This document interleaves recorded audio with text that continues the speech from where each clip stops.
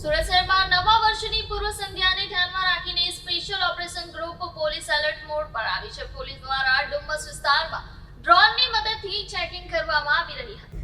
31 ડિસેમ્બરના ઉત્સવને ધ્યાનમાં રાખીને સુરત શહેરની એસઓજી પોલીસ સંપૂર્ણ એલર્ટ મોડમાં આવી ગઈ છે. શહેરમાં કાયદો અને વ્યવસ્થા જળવાઈ રહે અને કોઈ પણ અપ્રિય બનાવ ન બને તે હેતુથી એસઓજી દ્વારા સુરક્ષા વ્યવસ્થાને વધુ કડક બનાવવામાં આવી છે. ખાસ કરીને ડુમ્મસ વિસ્તારમાં આવેલા ફાર્મ હાઉસો અને પાર્ટી સ્થળોને ધ્યાનમાં રાખીને પોલીસ દ્વારા આધુનિક ટેકનોલોજીની મદદથી વ્યાપક ચેકિંગ હાથ ધરવામાં આવ્યું છે.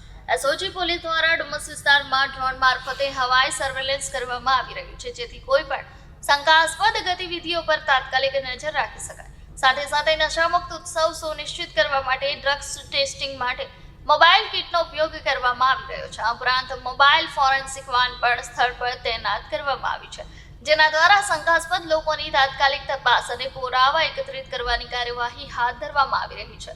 પોલીસ દ્વારા સ્પષ્ટ શબ્દોમાં ચેતવણી આપવામાં આવી છે કે જો કોઈ વ્યક્તિ નશાની હાલતમાં પકડાશે તો તેના સામે કડક કાયદાકીય કાર્યવાહી કરવામાં આવશે અને જેલની હવા પણ ખાવાની ફરજ પડશે.